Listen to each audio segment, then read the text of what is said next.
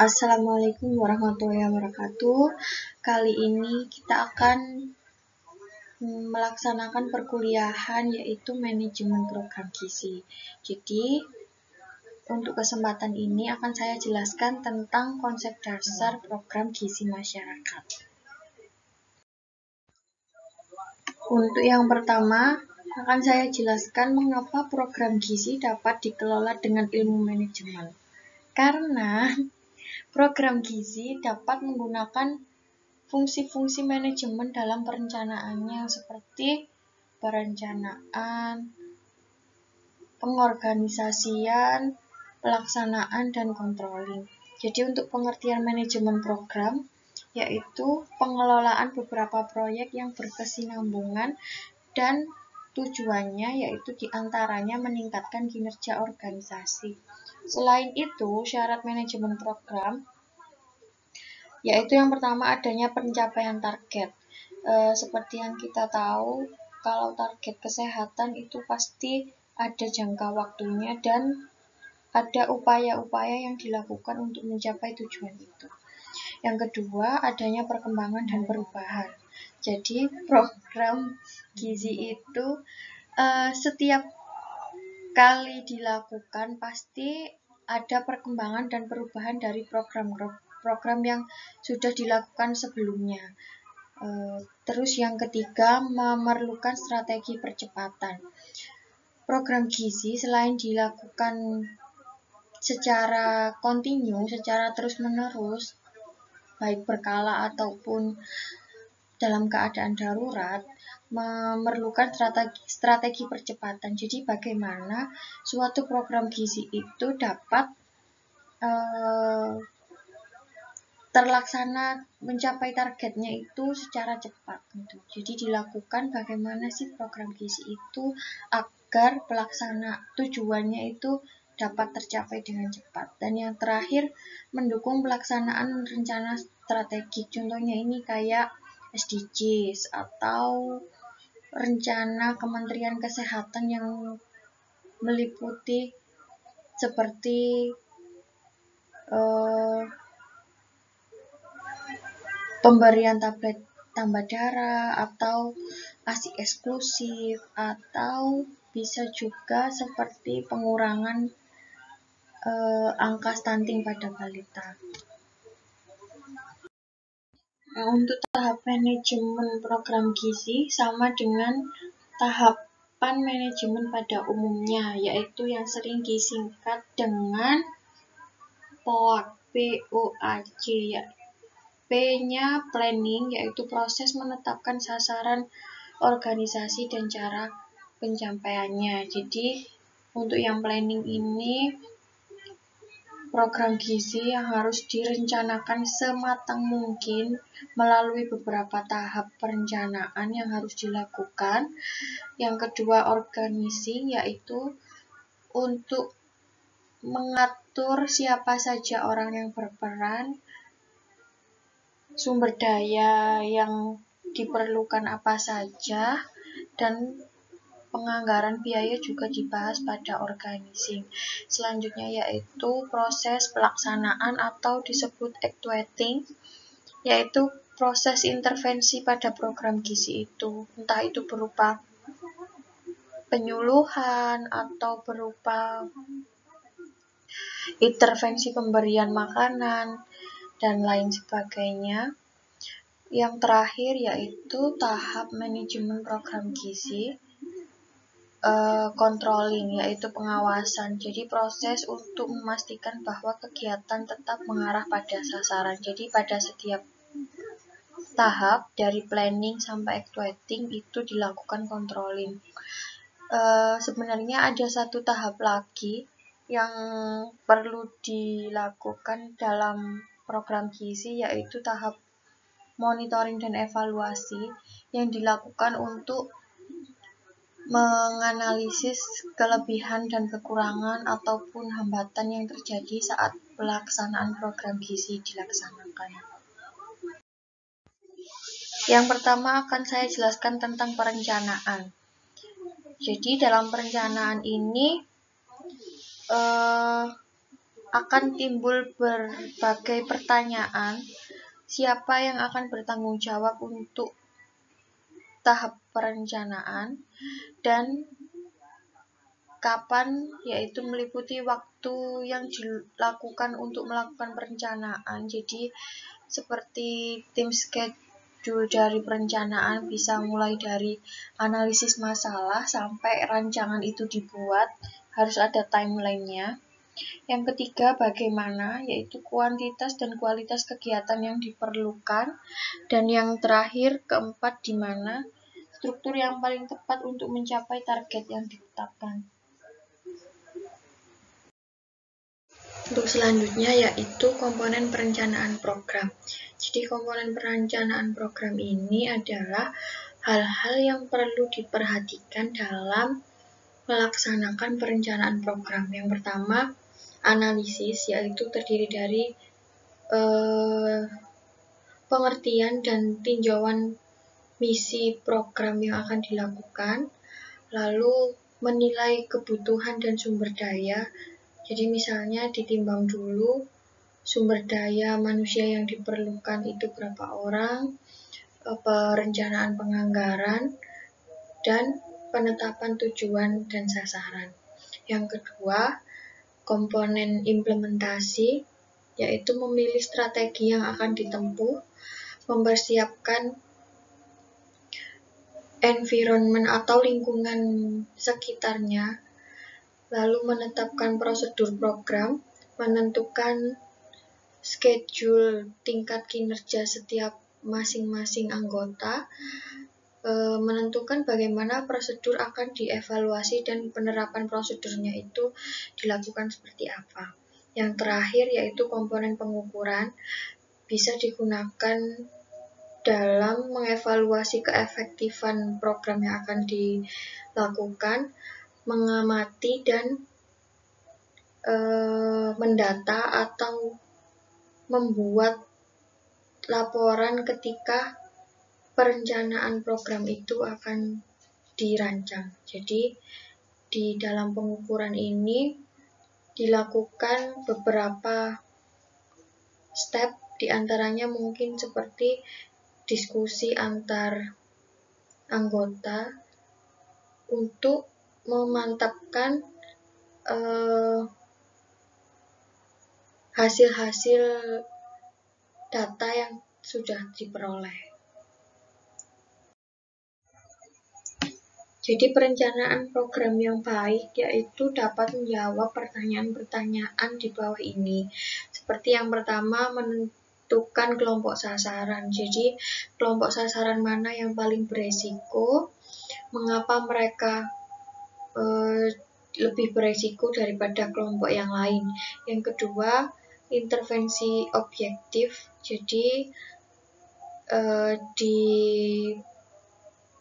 analisis lagi apa yang hendak dicapai dalam perencanaan program, bagaimana program yang akan dibuat itu berhubungan dengan teori perubahan perilaku, lalu mengapa orang memerlukan program ini, dan bagaimana caranya program ini dapat dijangkau oleh sasaran yang sudah ditentukan.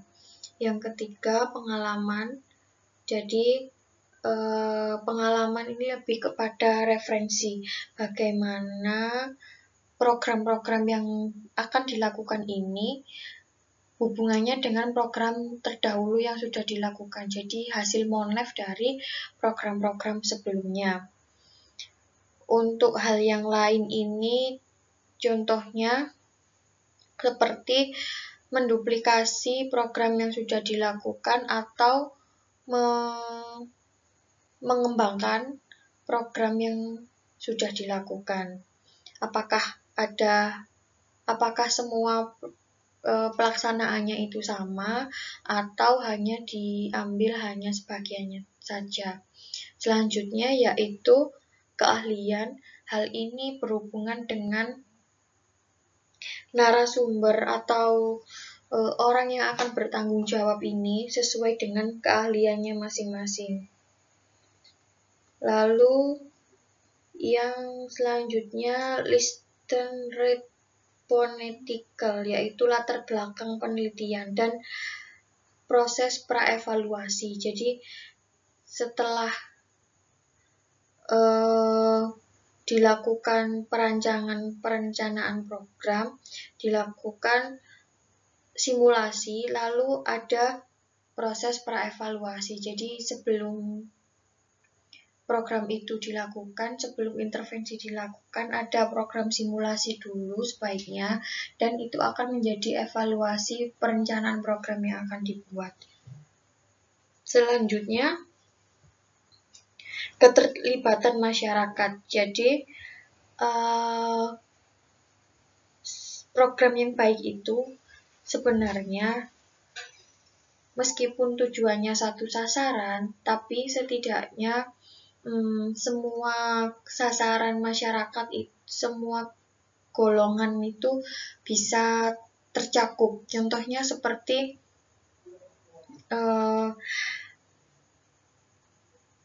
balita yang stunting. Jadi balita yang stunting itu bukan hanya salah asuh dari ibunya, tetapi juga peran ayahnya yang juga dapat mempengaruhi terjadinya balita stunting.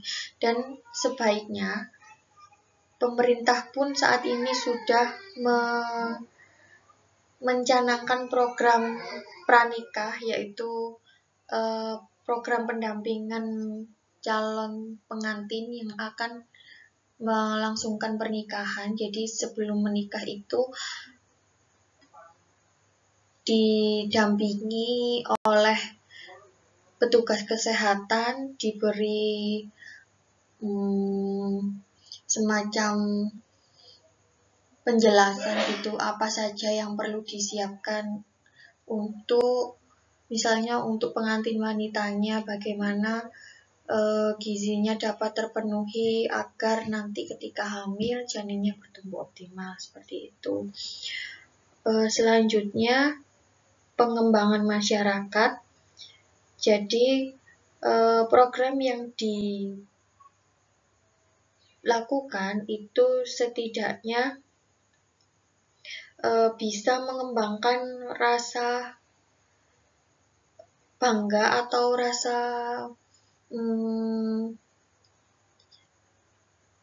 semacam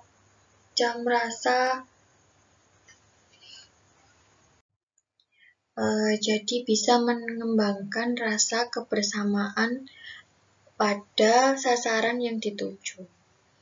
Ketika rasa kebersamaan itu muncul, diharapkan perubahan perilaku setelah program dilakukan pun dilakukan bersama-sama sehingga status kesehatan masyarakat itu bisa meningkat. Selanjutnya, sumber daya.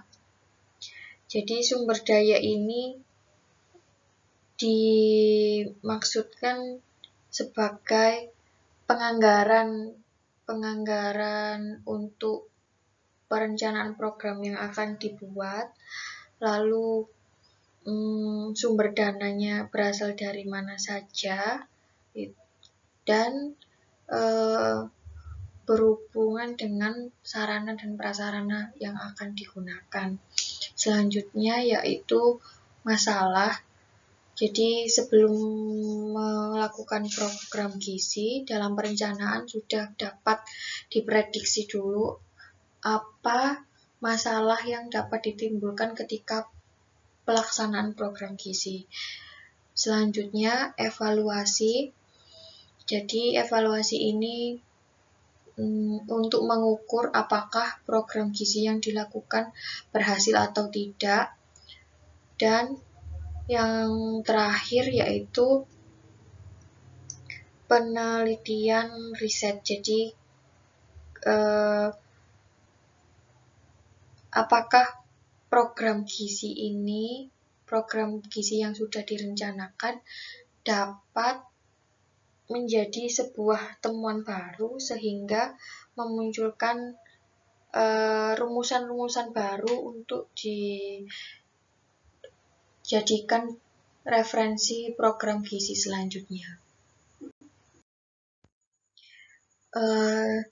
Selanjutnya, proses perencanaan program yaitu diawali dengan menetapkan target atau tujuan. Jadi perencanaan program dimulai dengan kebijakan mengenai kebutuhan kelompok kerja. Jadi di situ dilakukan perumusan target atau tujuan yang jelas sehingga dapat mengoptimalkan pemanfaatan sumber daya yang akan digunakan. Yang kedua, merumuskan keadaan saat ini, yaitu memahami posisi atau keadaan organisasi yang akan digunakan. Jadi dianalisis dulu setiap anggota yang mempunyai tugas dan wewenang itu ditempatkan pada posisi-posisi yang sesuai. Jadi dalam tahap ini juga dilakukan pencarian informasi atau data-data melalui kegiatan diskusi antar anggota. Yang ketiga, mengidentifikasi segala kemudahan dan hambatan. Jadi semua kekuatan atau power yang dimiliki oleh organisasi dan semua kelemahan serta kemudahan dan hambatannya diidentifikasi untuk mengukur kemampuan dalam mencapai tujuan. Jadi ketika tujuannya sudah dicanangkan, itu dikira-kira dengan sumber daya yang ada, sumber daya manusia, sumber daya sarana dan prasarananya dan anggarannya segini, kira-kira dapat dicapai dalam waktu berapa lama gitu, misalnya memerlukan beberapa kali intervensi gitu. Dan yang terakhir, mengembangkan rencana atau serangkaian kegiatan untuk mencapai tujuan.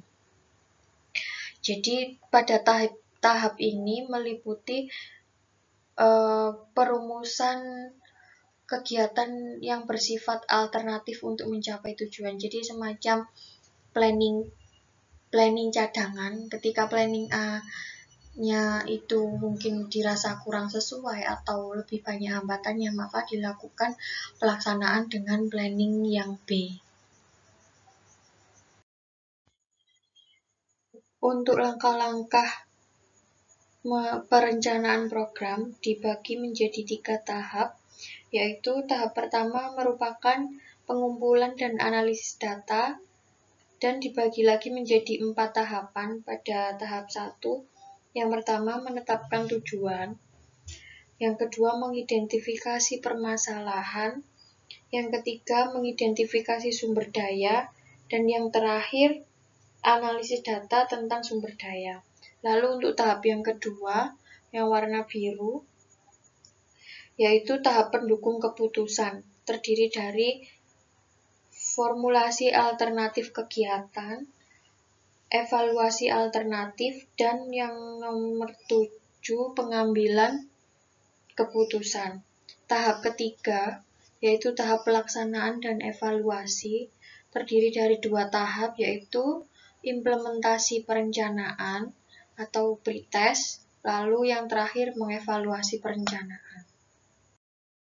Untuk perencanaan program gizi masyarakat sendiri dilakukan melalui berbagai tahap, yaitu yang pertama melakukan diagnosis awal, diawali dengan identifikasi dan verifikasi masalah gizi, lalu menyusun analisis situasi di bidang gizi masyarakat berdasarkan hasil pengolahan dan analisis data yang telah diidentifikasi dan diverifikasi sebelumnya. Pada tahap ini juga dipertimbangkan untuk diagnosisnya meliputi jenis masalah gizi masyarakat, yaitu masalah gizi makro atau mikro. Dianalisis juga Masalah gizi makro ini akibat dari kekurangan atau kelebihan asupan zat gizi. Lalu untuk yang mikro ini juga diteliti seperti itu. Jadi yang makro contohnya kalau kelebihan zat gizi makro seperti kelebihan energi, karbohidrat, protein, dan lemak. Kalau untuk yang gizi mikro ini golongan vitamin dan mineral. Selanjutnya, kelompok sasaran yang mengalami masalah gizi. Jadi tujuannya pada tahap ini untuk menentukan relevansi program gizi yang akan dilaksanakan. Jadi kelompok sasaran ini perlu diidentifikasi secara spesifik. Misalnya kelompok umur seperti bayi, balita, anak usia sekolah, apakah remaja atau wanita usia subur. Bisa diidentifikasi juga berdasarkan aktivitasnya seperti pekerja pabrik, buruh tani, atlet, atau jenis pekerjaan lainnya. Selanjutnya, prevalensi masyarakat yang mengalami masalah gizi, yaitu dilakukan analisis besarnya jumlah masyarakat yang mengalami berbagai permasalahan gizi. Jadi, kuantitasnya itu diperhitungkan juga. Perencanaan yang baik yang mendasarkan kegiatan pada skala kegawat daruratan itu indikatornya menjadikan prevalensi menjadi pedoman. Jadi nanti harapannya outputnya itu bisa berdampak bagi perbaikan gizi masyarakat secara luas. Yang nomor 4, lokasi ditemukannya masalah. Jadi data lokasi ini penting untuk dipertimbangkan dalam penyusunan perencanaan program gizi karena kaitannya dengan keterjangkauan fasilitas pelayanan kesehatan atau berhubungan dengan mobilitas sumber daya, baik tenaga kesehatan maupun sarana dan prasarana yang akan digunakan untuk program gizi, intervensi program gizi. Lalu yang kelima, penyebab permasalahan gizinya ini disusun berdasarkan penyebab utama dan penyebab yang menyebabkan penyebab utama itu terjadi, seperti masalah gizi masyarakat mempunyai faktor-faktor determinan yang beragam dan itu harus dirinci sebaik mungkin. Untuk langkah yang kedua yaitu formulasi tujuan yang spesifik, terdiri dari tetapkan tujuan berdasarkan tujuan nasionalnya, berpacu pada SDGs atau pada rancangan-rancangan pemerintah yang sudah ditetapkan. Yang kedua, tujuan harus dapat diukur, jadi harus dapat dilakukan kegiatan MONEF.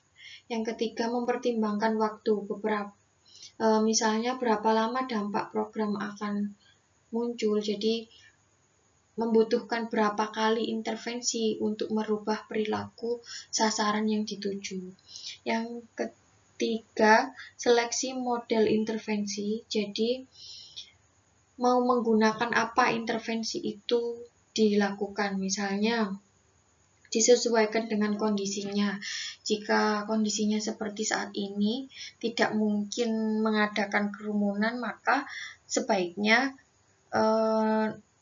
nakes yang aktif untuk mendatangi para sasaran yang dituju, bisa jadi melalui misalnya kalau intervensi pemberian makanan berarti makanannya yang dikirim door to door. Kalau misalnya pengisian kuesioner atau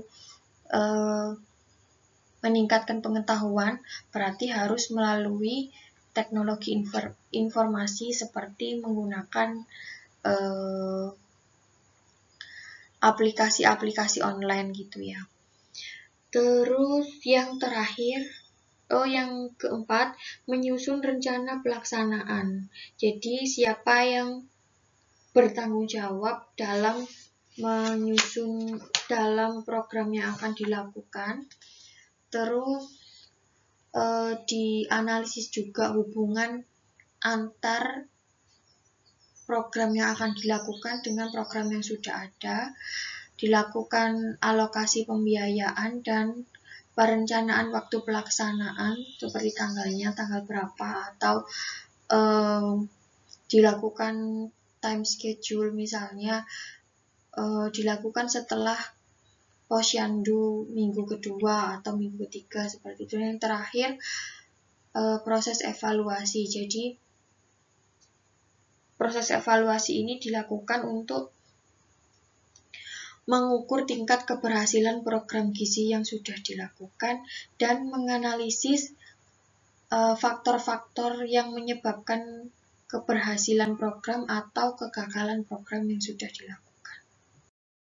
Untuk yang selanjutnya ini yaitu penyusunan POA atau Plan of Action. Jadi Plan of Action ini berisi seperti yang sudah saya jelaskan di situ, ada pendahuluan dan ada rencana kegiatan.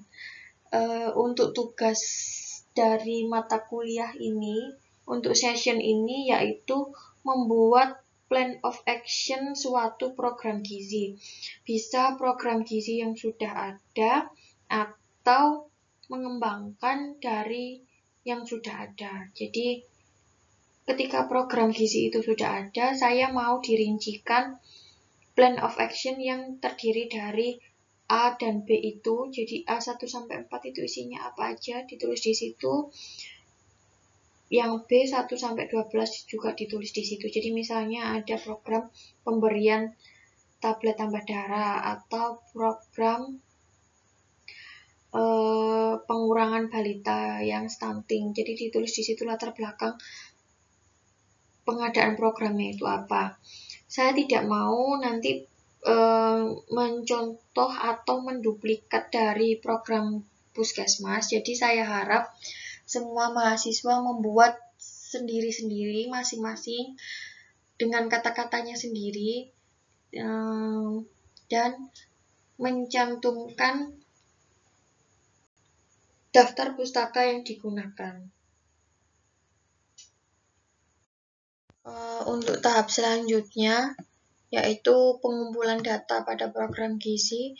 Pengertiannya mendapatkan gambaran masalah secara rinci yang akan digunakan sebagai bahan perencanaan. Jadi pada tahap ini dilakukan pengamatan keadaan gizi untuk membuat keputusan yang berdampak pada perbaikan gizi penduduk dengan menyediakan informasi yang terus berkelanjutan tentang keadaan gizi penduduk berdasarkan pengumpulan data yang sudah diperoleh langsung sesuai dengan sumber yang ada, termasuk hasil survei dan data yang sudah ada sebelumnya. Pada gambar tersebut, yaitu siklus informasi kesehatan, berawal dari kegiatan pengumpulan data yang secara terus-menerus dilakukan, lalu kembali ke tahap awal lagi, demikian seterusnya dengan uraian masing-masing tahap, yaitu yang pertama pengumpulan data. Pengumpulan data ini dilakukan untuk menentukan tujuan dan jenis data yang akan diambil, mendefinisikan dengan jelas setiap data yang akan dikumpulkan, dan dilakukan sebagai pedoman untuk menentukan alat ukur kegiatan pengumpulan data tersebut. Lalu yang kedua, memproses data, yaitu mengolah data yang diperoleh dari kegiatan pengumpulan data dengan mempertimbangkan aspek kualitas data, kesiapan data untuk dibuat pelaporan, dan populasi target yang menjadi subjek dari kegiatan pengumpulan data yang sedang diolah.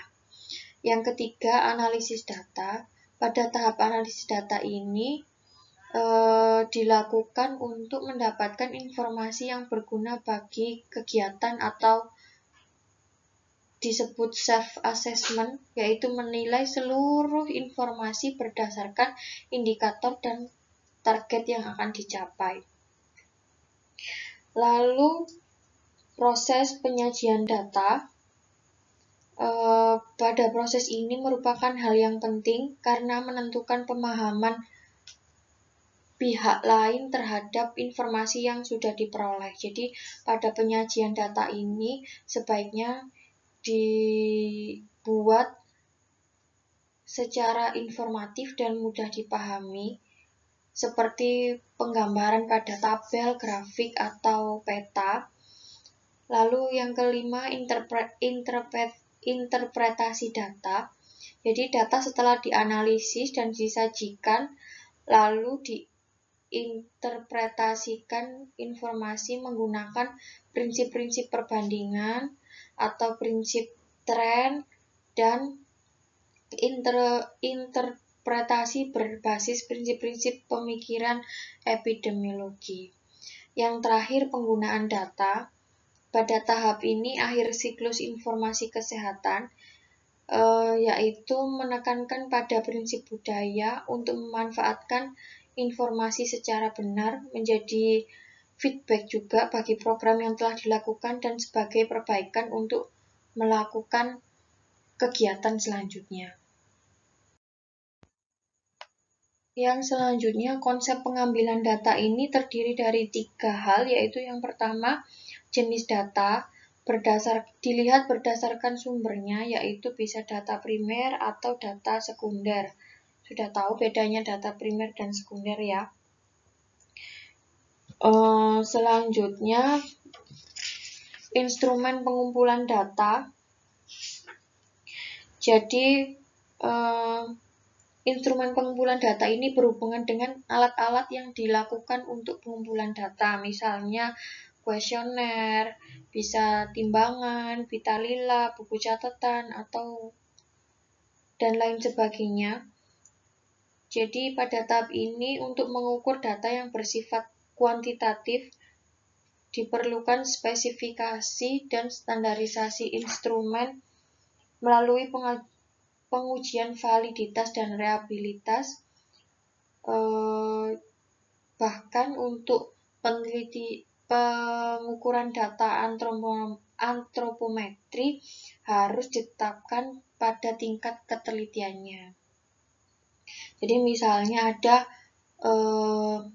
training dulu pada tenaga kesehatan yang akan mengambil data atau melakukan pengecekan alat-alat yang dilakukan dalam pengumpulan data. Yang terakhir, cara pengambilan data ini berhubungan dengan teknik dan metode apa yang akan dilakukan dan bagaimana data diambil. Jadi misalnya data tingkat konsumsi diambil dengan cara recall, ataupun food weighting, atau bisa food frequency. Jadi dilakukan secara prosedural, misalnya kalau recall ya berarti dilakukan pada jam yang sama dengan hari sebelumnya, misalnya dilakukan jam 9 pagi, berarti dilakukan pada tanggal yang sama, misalnya tanggal 23 dilakukan pengambilan data gitu, berarti diingat-ingat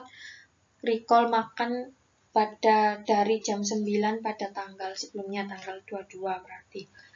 Lalu jika mengambil data primer berupa berat badan, berarti menggunakan timbangan.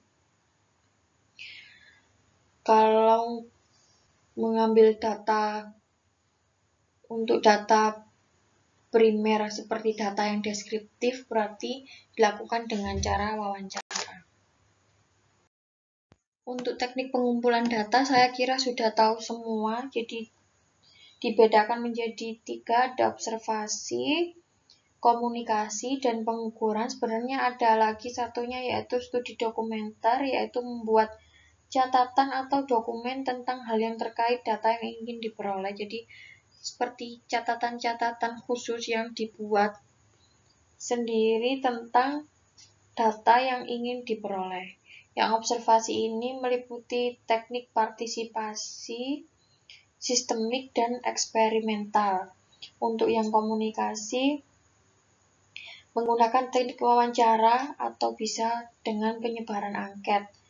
Dan untuk yang pengukuran ini secara langsung menggunakan pengukuran pada suatu objek. Tahap selanjutnya, pengolahan data bidang gizi. Dilakukan 4 langkah. Yang pertama, editing, yaitu kuesioner diteliti secara keseluruhan, meliputi kelengkapan pengisian data responden, jangan sampai ada yang terlewat atau lupa diisi. Yang kedua, keterbacaan tulisan untuk mengurangi kesalahan interpretasi. Yang ketiga, kejelasan maksud jawaban. Jadi ketika pertanyaan dibuat lalu diberikan kepada responden, diharapkan respondennya dapat menjawab sejelas mungkin agar nanti data yang digunakan itu juga valid. Lalu juga memperhatikan relevansi jawaban, apakah pertanyaan dan jawaban sudah sesuai atau belum. Lalu keseragaman satuan data, misalnya ketika memeriksa berat badan berarti menggunakan standar internasional berat badan, misalnya kilo, seperti itu.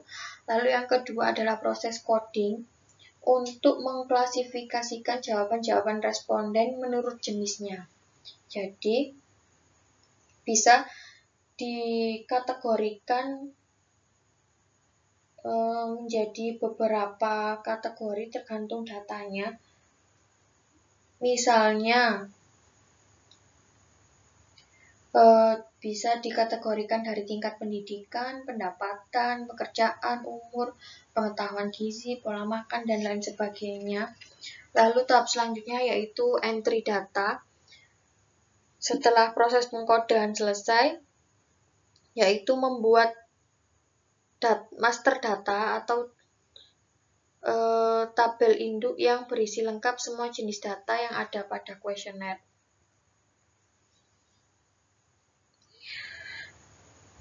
Lalu yang terakhir adalah tabulating, yaitu pemilahan frekuensi penyusunan data dan penyajian dalam bentuk tabel atau grafik.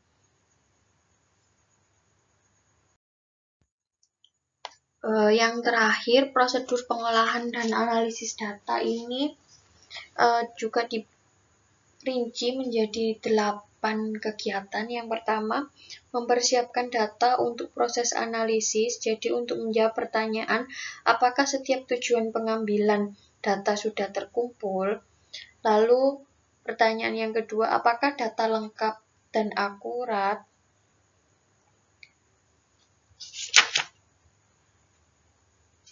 Dan bisa pada tahap ini dilakukan pemilahan data sesuai dengan kebutuhan, lalu memastikan kualitas data itu valid atau tidak, lalu memeriksa output dari hasil pengolahan.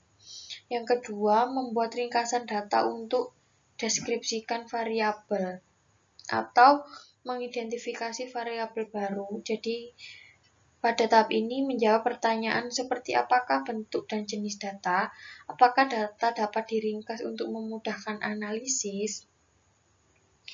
Yang ketiga, melakukan analisis korelasi. Jadi pada tahap ini menjawab pertanyaan bagaimana hubungan antar variabel dapat ditentukan. Jadi bisa menggunakan analisis tabel silang, mengukur hubungan berbasis perhitungan peluang variabel resiko, dan analisis terhadap variabel perancu.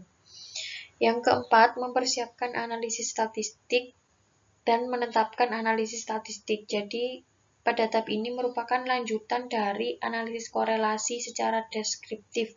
Dimulai dengan menyiapkan uji statistik yang akan dilakukan, mengukur penyebaran data, bisa juga dilakukan pengecekan normalitas dan distribusi data. Lalu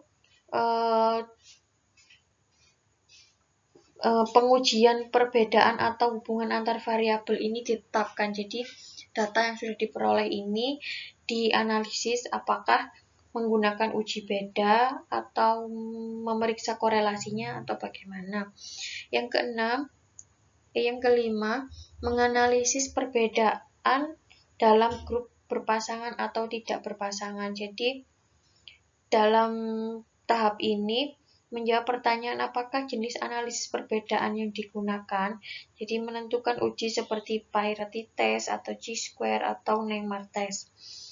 Yang selanjutnya mengimplementasikan hasil pengukuran untuk analisis hubungan. Jadi menjawab pertanyaan bagaimana menetapkan analisis hubungan untuk data numerik.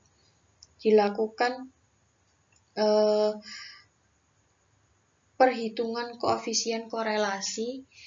Yang selanjutnya menulis laporan dan menyusun rekomendasi. Jadi pada tahap ini menjawab pertanyaan bagaimana laporan itu harus disusun dengan cara membuat rancangan laporannya, mempresentasikan dan menginterpretasikan hasil analisis, menyusun draft laporan dan merevisinya. Bisa juga dilakukan berdiskusi dan meringkas kesimpulan, lalu menyusun rekomendasi yang dibuat. Dan yang terakhir, mempresentasikan ringkasan laporan dan menyusun rencana implementasi dari rekomendasi. Jadi pada tahap ini menjawab pertanyaan bagaimana hasil laporan dapat dipresentasikan dan didiseminasikan kepada masyarakat pengguna.